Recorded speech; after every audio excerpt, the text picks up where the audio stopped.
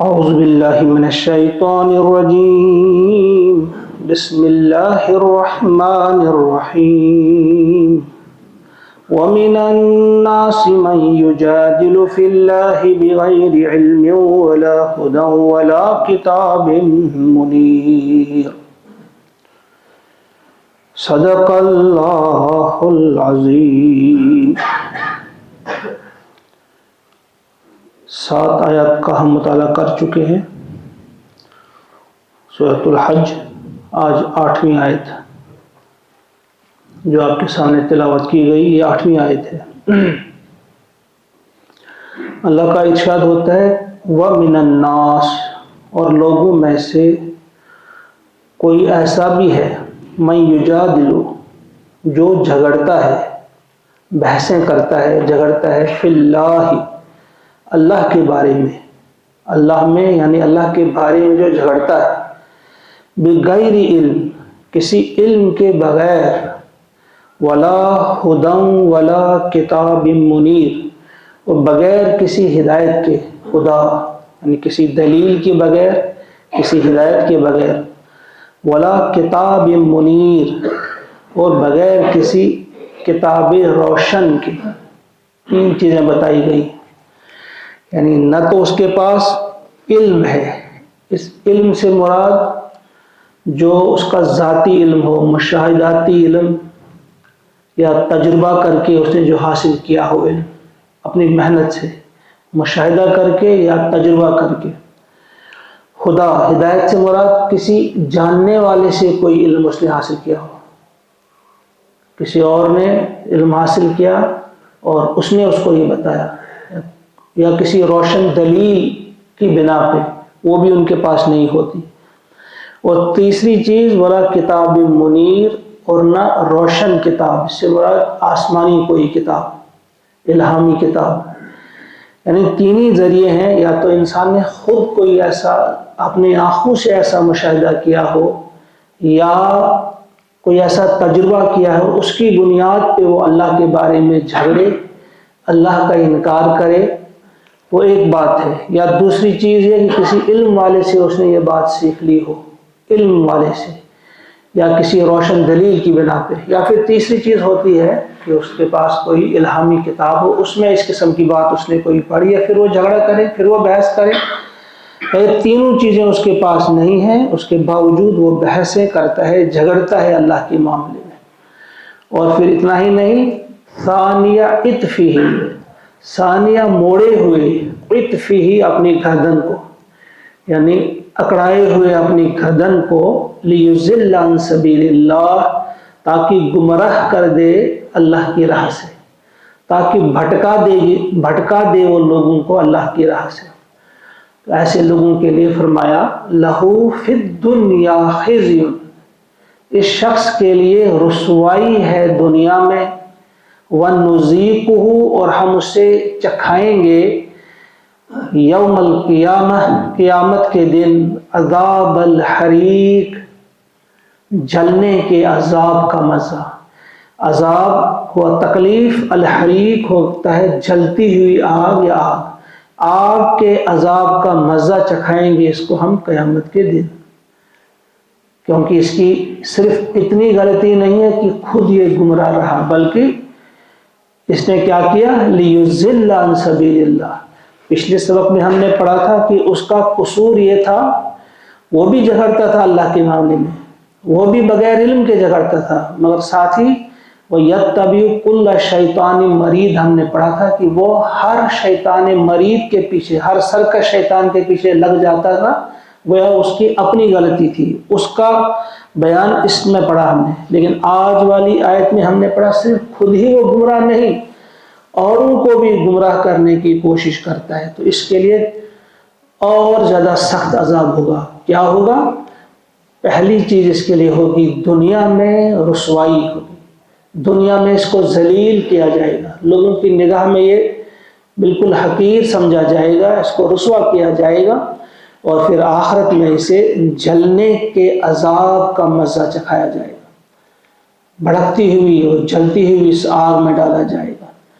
اور پھر اس سے کہا جائے گا، کیا کہا جائے گا؟ ذالک،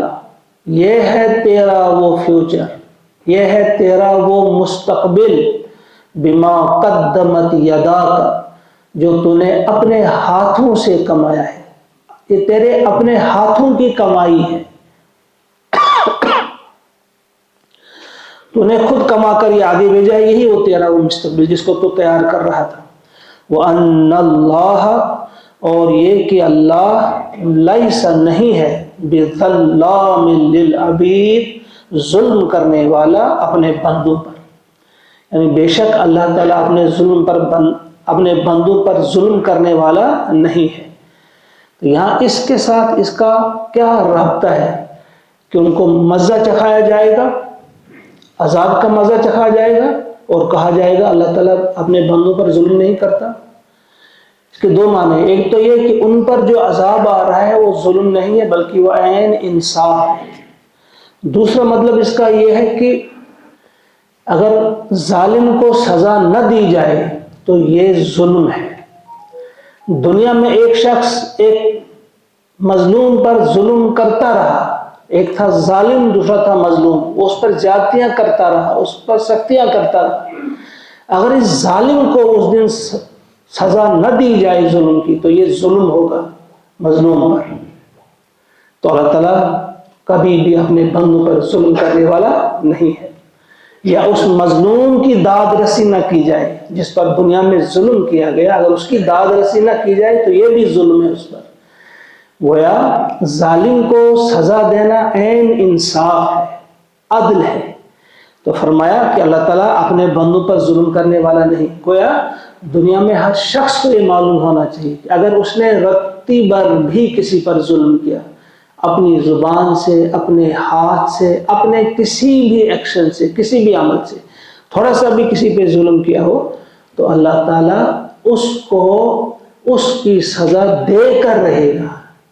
کیوں؟ کیونکہ اللہ تعالیٰ ظلم کرنے والا نہیں ہے۔ وَأَنَّ اللَّهَ لَيْسَ بِظَلَّامٍ لِلْعَبِيدِ، اور یہ کہ اللہ تعالیٰ ہرگز ظلم کرنے والا نہیں ہے اپنے بندوں پر۔ وہ مظلوم کی ضرور داد رسی کرے گا اور ظالم کو ضرور سزا دے گا۔ وَمِنَ النَّاسِ، اور لوگوں میں سے کچھ لوگ ایسے ہیں، کوئی ایسا بھی ہے، مَن يَعْبُدُ اللَّهَ، جو عبادت کرتا ہے اللہ کی، علی حرف، کنارے پہ رہ کر، یعنی لوگوں میں کوئی ایسا بھی ہے، کچھ لوگ ایسے بھی ہیں جو بالکل کنارے پہ رہ کر اللہ کی بندگی کرتے ہیں، اللہ کی عبادت کرتے ہیں۔ فَإِنْ أَصَابَهُ خَيْرٌ، پس اگر انہیں کوئی خیر پہنچے، کوئی راحت، کوئی بھلائی ان کو پہنچتی ہے تو کیا کرتے ہیں؟ اطمأن بہ، اس پر وہ مطمئن ہو جاتے ہیں کہ ہاں ہمیں یہ بھلائی ملی۔ وَإِنْ أَصَابَتْهُ فِتْنَةٌ، اور اگر کوئی آزمائش ان پر آ جاتی ہے، کوئی مشکل آ جاتی ہے، آزمائش آ جاتی ہے، انقلب علی وجہ، تو وہ لوٹ جاتے ہیں، انقلب، وہ لوٹ جاتے ہیں منہ پھیر کر، علی وجہ، خسر الدنیا والآخرہ، دنیا کا بھی خسارہ اور آخرت کا بھی خسارہ ایسے لوگوں کے لیے۔ ذالک هو الخسران المبین، اور یہ ہے کھلا خسران، واضح صاف دکھائی دینے والا گھاٹا۔ یہ بڑی اہم آیت ہے، قرآن پاک کی تو ہر آیت ہی اہم ہے، لیکن اس کو سمجھنے کے اس لیے میں کہہ رہا ہوں کہ اس میں ہم اکثر مبتلا ہو جاتے ہیں یا ہیں، اللہ بچائے ہم سب کو۔ یعنی اس وقت بھی اس قسم کا کریکٹر آپ کو دیکھنے میں ملے گا سب سے زیادہ، کہ لوگوں میں ایسے لوگ ملیں گے آپ کو بہت زیادہ جو کنارے پر کھڑے ہیں، یعنی جو اپنے آپ کو پیور مسلمان ظاہر کرنا نہیں چاہتے، جو آپ کو خالص مسلمان، جن کے لیے آج گالی بنائی گئی ہے، انتہا پسند ہیں، یہ پتہ نہیں کس کس قسم کی وہ گالیاں ہیں، رجب پسند، انتہا پسند، پیور مسلمان، کٹر قسم کے، وہ خالص مسلمان دکھنا نہیں چاہتے، اور خالص جو اللہ کے باغی ہیں، نافرمان ہیں، وہ بھی نہیں دکھنا چاہتے، نہ ان کے ساتھ نہ ان کے ساتھ، بلکہ بیچ میں علی حرف۔ تو فرمایا جب مسلمانوں کو کوئی فائدہ ہوتا ہے تو جاتے ہیں، کہتے ہیں کہ ہاں ہم تو تمہارے ساتھ ہیں، اور اگر الٹا دوسرے والے کامیاب ہو گئے تو علی وجہی فرمایا، انقلب علی وجہی، وہ ان کو خود کہیں جانا نہیں پڑتا، خود وہ ہوتے ہیں پہلے کنارے پر، صرف ان کو چہرہ موڑنا پڑتا ہے بس، یعنی صرف چہرہ موڑتے ہیں، ہم تو آپ کے ساتھ ہی تھے، ہم ادھر کہاں گئے تھے، وہ ہم سیکولر قسم کے انسان ہیں، ہم ادھر بھی زیادہ نہیں ہیں ادھر بھی زیادہ نہیں ہیں، اگر ہم جاتے تھے ادھر ان کی اس نماز کے لیے یا ان کے اجتماع میں یا ان کا درس سننے کے لیے، بس یوں ہی جاتے تھے، ہم تو اصل میں آپ ہی کے ساتھ ہیں۔ تو فرمایا کچھ لوگ ایسے ہیں جو حرف، جو کنارے پہ رہ کر عبادت کرتے ہیں، نہ ادھر کے ہیں وہ نہ ادھر کے، فرمایا یہ ایسے لوگ ہیں خسرت دنیا والآخرہ، گھاٹا ہی گھاٹا ان کا، ان کی دنیا بھی گئی، ان کی عقبہ بھی گئی، آخرت بھی گئی۔ کیوں گئی دنیا بھی؟ دنیا اس سینس میں گئی کیونکہ وہ کسی کونے میں ان کے پاس وہ ایمان بھی تھا، آخرت کا خوف بھی تھا، کسی حد تک وہ اخلاقی اعتبار پہ رہنا چاہتے تھے، کھلم کھلا بے حیائی نہیں کرنا چاہتے تھے، کھلم کھلا رشوت، کھلم کھلا سود بھی نہیں کھانا چاہتے تھے، گویا دنیا بھی پوری طرح ہاتھ نہیں آئی، اور آخرت تو گئی کیونکہ دل میں ایمان ہی نہیں تھا تو نافرمان تھے۔ اس کے برعکس جو ایک ہی طرف ہوتے ہیں، جو ایک ہی طرف صرف دنیا کے ہیں، وہ پھر دیکھتے نہیں ہیں دنیا کمانے میں، ان کے پاس کوئی رکاوٹ نہیں ہوتی ہے، وہ ہر رات دن دونوں ہاتھوں سے کماتے ہیں دنیا، آخرت پہ ان کا یقین ہی نہیں ہوتا ہے۔ آخرت تو گئی ان کی ایسے لوگوں کی، لیکن دنیا ان کی بن جاتی ہے۔ دوسرے وہ ہوتے ہیں جو آخرت پسند ہوتے ہیں، جن کو کوئی فرق نہیں پڑتا دنیا میں کتنا نقصان ہو جائے، بس وہ آخرت کا دھیان رکھتے ہیں، اگرچہ ان کی دنیا بھی بن ہی جاتی ہے، دنیا بھی ان کی گزر ہی جاتی ہے، لیکن آخرت ان کی اچھی طرح سے بن جاتی ہے۔ یہ دو گروہ ہیں، ایک کی صرف دنیا بنے گی، ایک کی صرف آخرت بنے گی، اور یہ جو حرف پر ہے، یہ جو بالکل کنارے پر کھڑے ہیں، یعنی دل میں یہی چاہتے ہیں کہ جس طرف کامیابی ہو ان کے ساتھ ہم ہیں، تو ان کی دنیا بھی جاتی ہے، آخرت بھی جاتی ہے۔ اعتقادی اعتبار سے بھی تو یہ آخرت کے ماننے والے، ان کو شمار ہی نہیں کیا جائے گا، لیکن دنیا ان کی اس اعتبار سے جائے گی کہ انہوں نے کھل کر دنیا بھی نہیں کما سکے، کیونکہ کسی کے خوف سے، مسلمانوں کے خوف سے یا کسی اور وجہ سے پوری طرح دنیا بھی ان کے ہاتھ میں نہیں آئی، اور آخرت تو تھی نہیں، ان کی آخرت بھی گئی، دنیا بھی گئی۔ یہاں ہم کو بار بار اپنے دل میں جھانکنا چاہیے، گریبان میں جھانکنا چاہیے، اللہ بچائے کہیں ہمارا شمار ان لوگوں میں تو نہیں ہے، کہیں ہم علی حرف برابر اس جگہ، اس کنارے پر تو نہیں ہے کہ ہم بالکل اپنے آپ کو خالص سچے اور پکے مسلمان بھی ظاہر نہیں کرنا چاہتے، اور پھر پکے کافر یا پکے منافق بھی اپنے آپ کو ظاہر نہیں کرنا چاہتے۔ نہیں، یہ ہم کو ٹھیک سے دیکھنا چاہیے، کیونکہ یہ انتہائی اہم ہے ہمارے لیے۔ اگر ہم اپنا علاج نہیں کر سکے، اپنے آپ کو نہیں پہچان سکے، اس لیے بار بار کہا گیا ہے من عرف نفسہ فقد عرف ربہ، اپنے آپ کو پہچاننا ہے۔ سب سے پہلے علیکم انفسکم، اپنی فکر کرو، سب سے زیادہ اپنی فکر کرنی۔ اگر ہم اپنی فکر کرنے میں کامیاب ہو گئے، اپنے بارے میں ہم اپنے تئیں ہم مخلص ہو گئے، ہم اگر چاہیں گے کہ ہم اللہ کے عطاب کا شکار نہ ہوں، ہم اللہ کے غضب کا شکار نہ ہوں، اگر ہم یہ چاہیں گے تو یقیناً ہم دوسروں کو بھی پھر سیدھے راہ پہ لانے کی کوشش کریں گے۔ اور خود ہی ہم چلے گئے، خود ہی ہم نہ ادھر کے نہ ادھر کے، جو کسی نے کہا ہے کہ نہ ادھر کے نہ ادھر، نہ پھیر، بڑا اچھا شعر کہا کس نے، منہ پھیر کر ادھر کو بڑھا کے ہاتھ، منہ پھیر کر ادھر کو بڑھا کے ہاتھ، منہ کہیں ہے تو ہاتھ کہیں۔ بہرحال یدعو من دون اللہ، یہ پکارتے ہیں اللہ کو چھوڑ کر، ایسی ہستیوں کو، ایسی چیزوں کو، مالا یضرہ، جو انہیں کوئی نقصان نہیں پہنچا سکتے، وما لا ینفعہ، اور نہ انہیں کوئی نفع پہنچا سکتے۔ یہ ایسی چیزوں کی پرستش، پوجا کرتے ہیں، ایسے لوگوں کے، ایسی چیزوں کو پکارتے ہیں اللہ کو چھوڑ کر، جو نہ انہیں نقصان پہنچا سکنے پر قادر ہے، کوئی نقصان نہیں پہنچا سکتے اور نہ انہیں کوئی فائدہ پہنچا سکتے۔ ذالک ھو الضلال البعید، یہ ہے انتہا کی گمراہی، یعنی انتہا کی گمراہی ایسی چیزوں سے، ایسی ہستیوں سے امید رکھنا نفع کی یا نقصان کی جن کے پاس ہو ہی نہیں، نہ نفع نقصان کوئی بھی نہیں۔ نفع اللہ کے ہاتھ میں، نقصان تو اللہ کے ہاتھ میں۔ اللہ کو چھوڑ کر کسی اور کی طرف متوجہ ہونا کہ وہاں سے نفع ہوگا نقصان ہوگا، اسی کو کہا ہے اللہ تعالیٰ نے هو الضلال البعید، یعنی انتہا کی گمراہی، دور کی گمراہی۔ یدعو یہ پکارتے ہیں، لمن ضرہ ایسوں کو جن کا نقصان، جن کا ضرر اقرب من نفعہ زیادہ قریب ہے ان کے نفع سے۔ لبئس المولا بدترین قسم یہ ہے ان کا جو مولا ہے وہ بدترین قسم کا مولا ہے۔ ولبئس العشیر اور بدترین قسم کا ان کا رفیق، ان کا ساتھی۔ یا تو دنیا میں وہ پہچان جائیں گے کہ جس نے ہمیں اس طرف لیا وہ ان کا ساتھی کون ہے، جس کو انہوں نے پکارا وہ شیطان بھی ہو سکتا ہے، برا ساتھی بھی ہو سکتا ہے، کوئی بھی برا ساتھی ہو سکتا ہے، اس کا نفع بہت دور ہے اور نقصان بہت قریب ہے۔ نقصان اس کا بہت قریب ہے کس سینس میں کہ اللہ کو چھوڑ کر آپ اس کی باتوں میں آ گئے، اللہ کی نصیحت کو آپ نے دوسرا مقام دیا اور اس کی نصیحت کو پہلا مقام دیا۔ اس نے جو بات آپ سے کی اس کو آپ نے زیادہ سچا سمجھا، اللہ کے وعدے کو آپ نے جھوٹا سمجھا۔ اللہ نے کہا تھا نفع میرے ہاتھ میں، تم نے سمجھا نہیں فلاں لیڈر کے ہاتھ میں بھی ہے، فلاں شخص کے ہاتھ میں بھی ہے، فلاں آستان کے پاس بھی ہے، فلاں ولی کے پاس بھی ہے، فلاں بت کے پاس بھی ہے، لات کے پاس، عزا کے پاس، کسی اور کے پاس،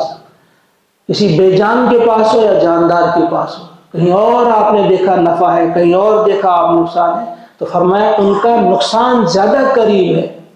نفع کے، یعنی نفع ان کی وجہ سے تمہیں کوئی ذاتی طور کبھی تھوڑا سا مل بھی سکتا ہے لیکن وہ دور ہے، ملے یا نہ ملے، لیکن نقصان تو بہت قریب ہے۔ یعنی اللہ کو تو آپ نے نقصان کر نہیں دیا، اب اللہ کی محبت تو کھو دی، اللہ کا قرب تو کھو دیا۔